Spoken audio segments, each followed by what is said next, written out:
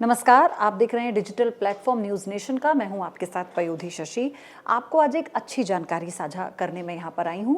छोटी सी जानकारी है लेकिन आपको सुनकर जानकर बहुत ही अच्छा लगेगा। आपको याद होगा जून में एयर इंडिया का जो अहमदाबाद में प्लेन क्रैश हुआ था, इसमें 260 लोगों की मौत हुई थी।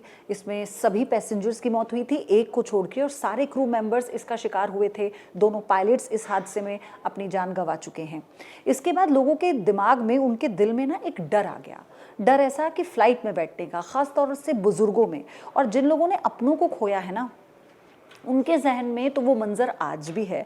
ना केवल उन लोगों के जहन में बल्कि देश में अब ये बहुत बड़ा मुद्दा बन चुका है। ये सवाल ऐसे आते हैं जिसमें लोग ये कहते हैं कि क्या फ्लाइट सेफ है, क्या कभी कोई इमरजेंसी होगी तो कोई ऐसा विकल्प होगा जिससे लोग अपनी जान बचा सकें, क्या कोई जब इमरजेंसी आएगी तो कोई ऐसा विकल्प होगा जिससे जो एरोप्लेन है उसकी स्पीड पर नियंत्रण पाया जा सके, या फिर अगर उसका फ्यूल लीक होता है तो उस पर नियंत्रण पाया जा सके, या उसमें आग लगती है तो उसकी आप कैसे इमरजेंसी लैंडिंग करा सकते हैं, या आप हवा से हवा में।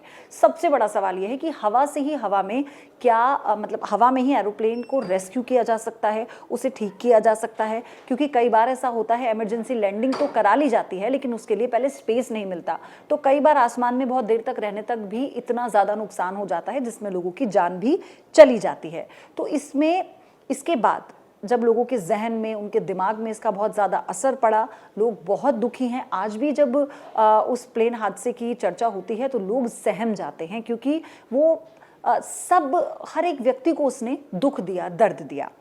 अच्छा, अब दो इंजीनियर्स हैं, एक का नाम है एशेल वसीम और है दर्शन श्रीनिवासन। इन दोनों इंजीनियर्स ने अपना एक प्रोजेक्ट बनाया है जिसे इन्होंने जेम्स डायसन अवार्ड में सबमिट किया है। ये प्रोजेक्ट क्या है? ये एआई प्रोजेक्ट है जिसे नाम दिया गया है रीबर्थ। प्रोजेक्ट रीबर्थ इसे नाम दिया गया है। और ये रीबर्थ किसका है? एरोप्लेन्स का, फ्लाइट्स का। तो इस प्रोजेक्ट में उन्होंने ये बताया है कि एआई का इस्तेमाल कैसे रेस्क्यू में, कैसे कोई भी इमरजेंसी सिचुएशन में जब आसमान में उड़ान भर जाता है विमान, उस दौरान किया जा सकता है। तो मैं आपको बताती हूँ उन्होंने क्या कहा। ये जो सिस्टम है, प्रोजेक्ट रीबर्थ, जो ये सिस्टम उन्होंने तैयार किया है, ये एक एआई सिस्टम है और ये 30,000 फीट से नीचे क्रैश का अनुमान लगा सकता है।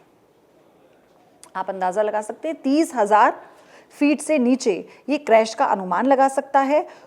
और अगर कोई इमरजेंसी होती है, जैसे मान लीजिए कि किसी तरह का फ्यूल लीकेज हो गया, नियंत्रण खो गया और कांटेक्ट नहीं हो पा रहा है, क्योंकि हम जब कोई भी ऐसा हादसा होता है तो ब्लैक बॉक्स पर निर्भर रहते हैं, उसमें किस तरह की जानकारी मिलती है और कुछ सेकंड का अंतर होता है कोई भी चीज़ पहुंचने तक, किसी भी तरह के इक्विपमेंट तक पहुंचने में। लेकिन इस सिस्टम से क्या होगा, ये जो एआई ऑब्जर्वेशन होगी, 2 सेकंड में क्या होगा, एयरबैग्स खुल जाएंगे। और वो एयरबैग्स ऐसे नहीं होंगे, वो पूरे प्लेन को, पूरे विमान को कवर करेंगे। यानी नाक की, जैसे विमान की हम नाक कहते हैं, जिसे हम उसका पेट कहते हैं और जिसे हम उसकी टेल कहते हैं, तो वो ये जो एयरबैग है ना, ये पूरी तरह से उसे ओवरकम कर लेंगे, यानी उस पर पूरी तरह से एक तरह से बिछ जाएंगे और फिर फूल जाएंगे।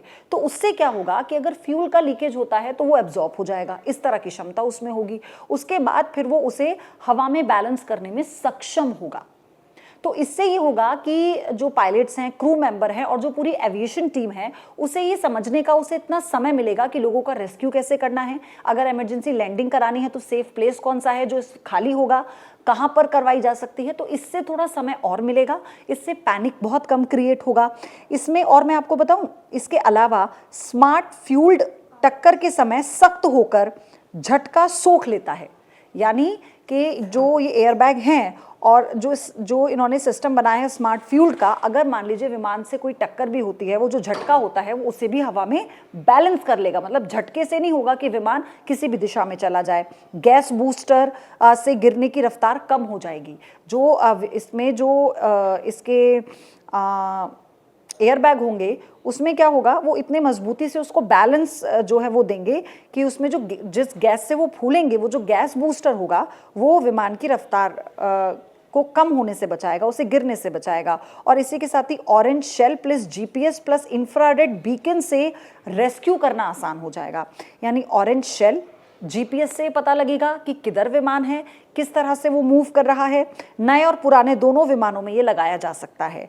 तो अभी सिर्फ ये कॉन्सेप्ट है, इसकी टेस्टिंग अभी बाकी है। लेकिन अगर आप ये सोचिए कि अगर एआई का इस्तेमाल, जो कि आजकल सोशल मीडिया पर हम देखते हैं, लेकिन जेन्युइनली ऐसी चीज़ों में जब होता है जहाँ पर उसकी सबसे ज़्यादा ज़रूरत है और जिसलिए ये लाया गया है, तो फिर ये सबके लिए बहुत सार्थक साबित होगा, टेक्नोलॉजी के लिहाज से भी, रेस्क्यूज़ के लिहाज से भी, और साथ ही लोगों के जीवन में एक नए बदलाव के लिहाज से भी, जो उन्हें कॉन्फिडेंस देगा, निडर बनाएगा।